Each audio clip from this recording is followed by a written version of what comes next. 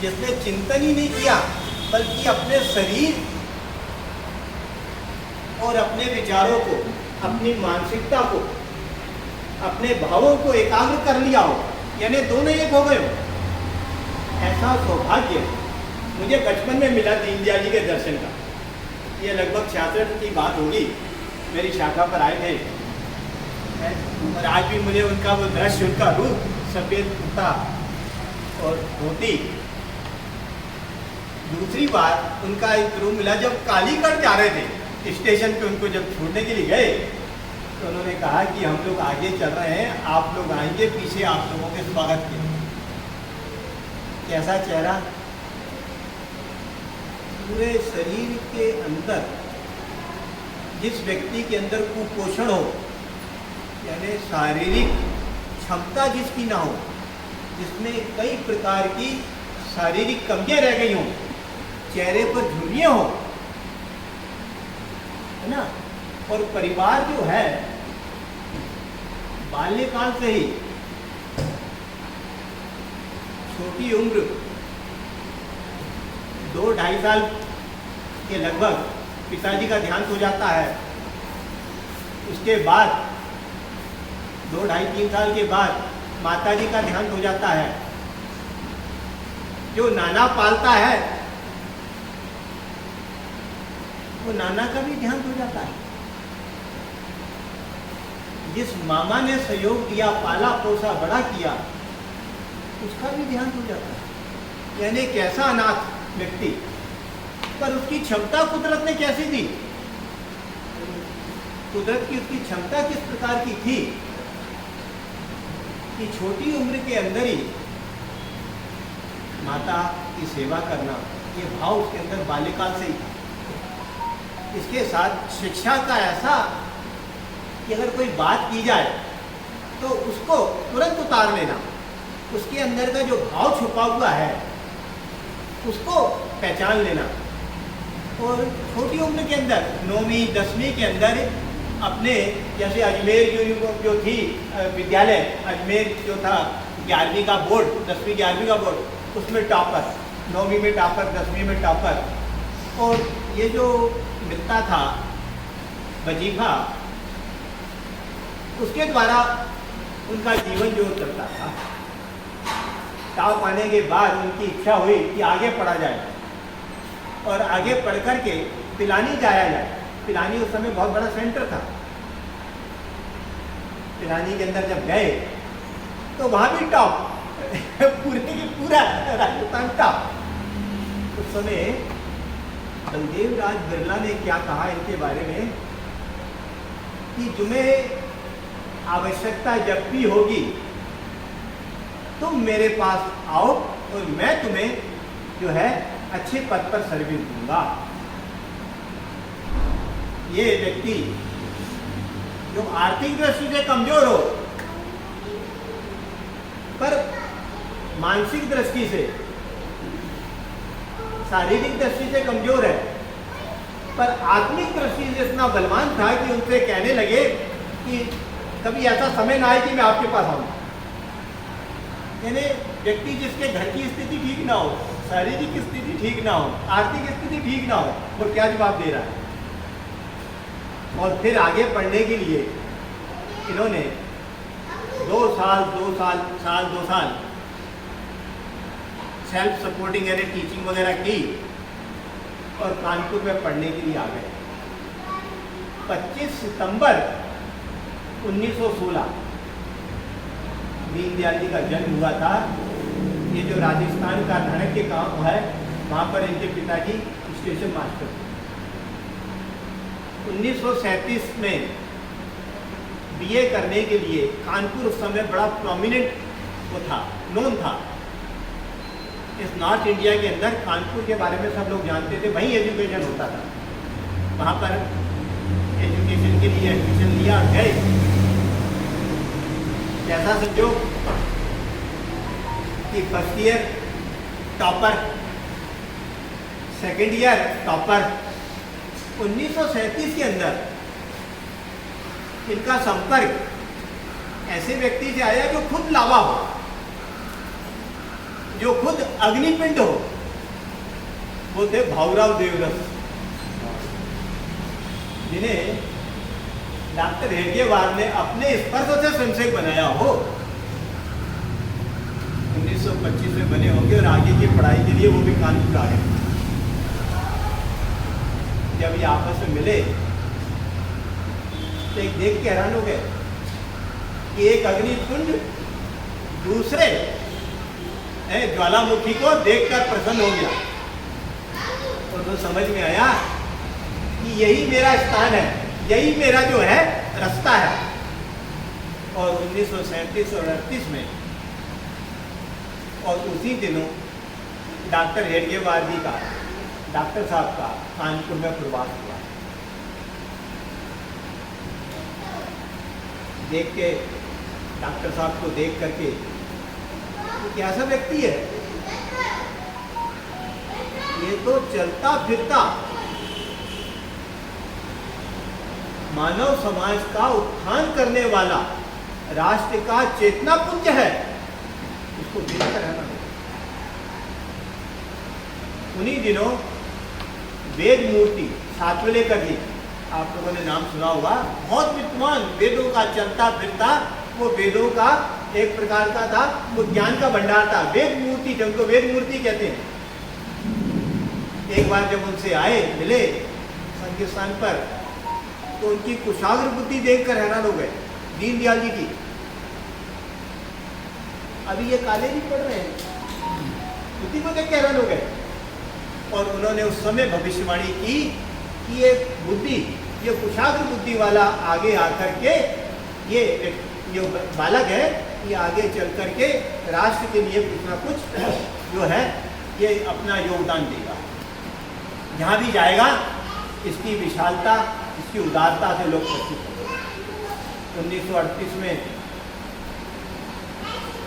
Top किया, और उस समय आगरा बहुत बड़ा सेंटर था एजुकेशन का। आगरा के अंदर इनका दिल हुआ कि एजुकेशन किया जाए, और उन्होंने MA इंग्लिश में टॉपर किया। इसी समय इनकी जो बड़ी बहन थी, मामा की लड़की, बीमार हो गई, हालात बड़े खराब,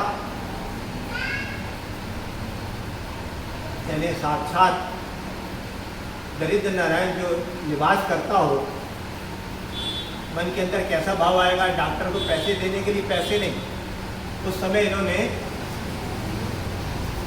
वे अपना आयुर्वेद का अध्ययन कर दिया, और आयुर्वेद के द्वारा उन्होंने उसके ट्रीटमेंट किया, पर देवयोग नहीं बची। उस समय इन्होंने UPSC का एग्ज़ाम वगैरह दिया जो स्टेट होते थे, उस समय भी टॉपर। पर उस समय इनका मन के अंदर एक निश्चय आ चुका था कि मैं संघ का प्रचारक बनूंगा। 1938 में ये मन के अंदर आया, संघ स्थान पर आए, और 1942 के अंदर ये प्रचारक के रूप में निकल गए।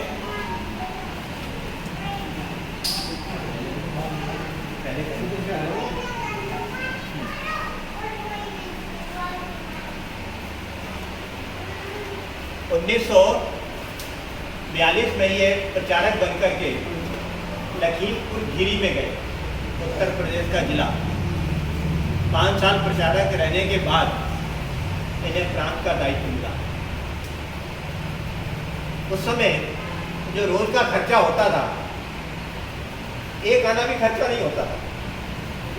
अगर कहीं कुछ मिल गया तो खा लिया, नहीं तो रात को जो चने वाले की दुकान होती थी, उसमें जाकर 2 पैसे के चने ले लिए और पानी पीकर सो गए।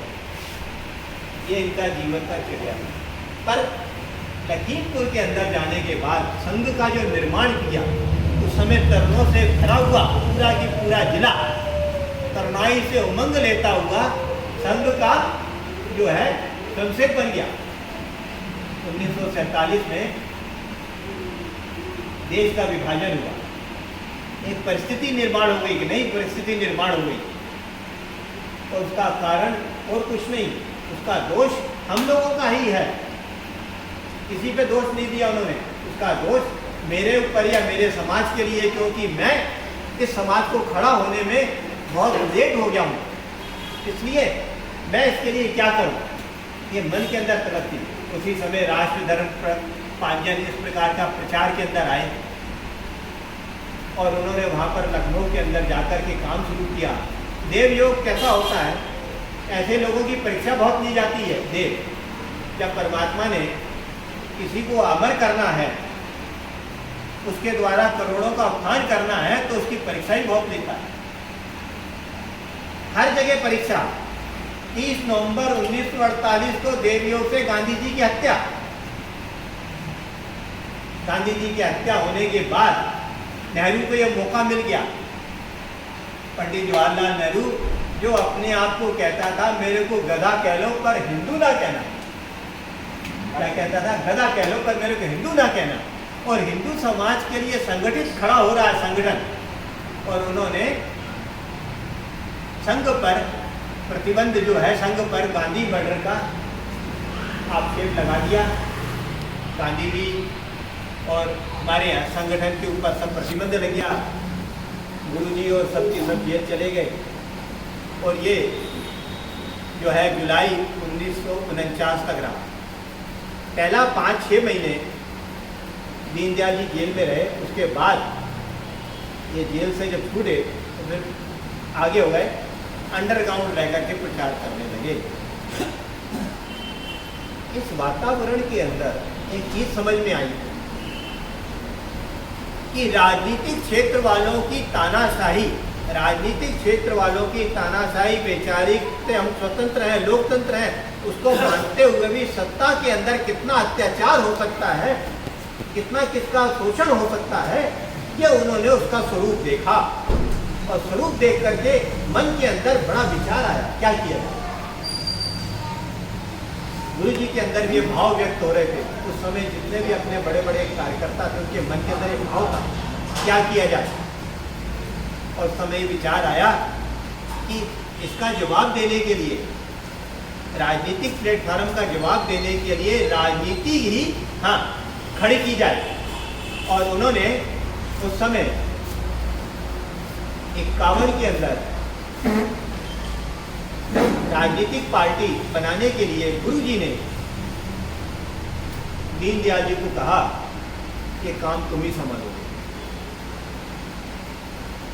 दीनदयाल जी की प्रखरता, दीनदयाल जी का समर्पण, दीनदयाल जी की दूरदृष्टि, दीनदयाल जी की सोच के अंदर कि कैसे भारत का उत्थान हो, कैसे हिंदुत्व जागे, और हिंदुत्व का जो तत्व ज्ञान है ये मैं कैसे दुनिया के अंदर पहुंचाऊं, ये इनके अंदर लगन थी, आग थी।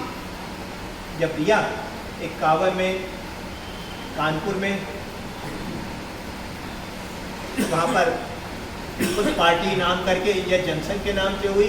कलकत्ता के अंदर पीपल्स पार्टी के नाम से श्यामा प्रसाद मुखर्जी ने रखी। इस प्रकार अन्य प्रांतों में सभी जगह अलग अलग नामों से संगठन बना, और दिल्ली के अंदर आकर के 1952 में जनसंघ का निर्माण हुआ। अब जनसंघ बाल्यकाल में है और मैंने इसका प्रचार प्रसार करना है। उस समय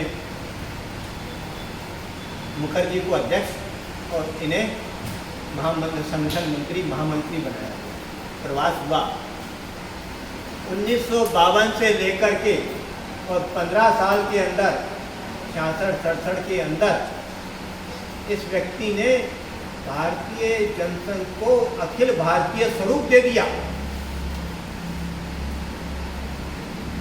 जिसके लिए कारण राजनीतिक जो स्थिति थी वो सब की सब हैरान हो गए। राजनीतिक क्षेत्र में जो बड़े बड़े अपने को धुरंधर कहते थे, जो समाजवादी थे, जो कम्युनिस्ट थे, उस समय जिनकी की बड़ी भारी पैड़ थी, वो सब की सब हैरान हो गए। कांग्रेस तक हैरान हो गया।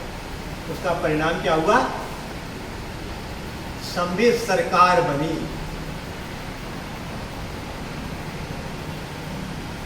इस दौरान दीनदयाल जी ने बहुत से ऐसे लोगों को जोड़ा जो जनसंघ के साथ नहीं थे, पर हिंदुत्ववादी विचारधारा के थे। टी रामाराव, है ना, बिपिन घोष, डॉक्टर रघुवीर, अपना ये डोगरा जी, प्रेमनाथ जी डोगरा, पीतम्बर दास, ऐसे नाम बड़ी बड़ी श्रृंखला है, बच्चराज व्यास, इन सबको उन्होंने जोड़ा। अटल जी जो थे उनके अनुसरण करते हुए चलते रहते थे।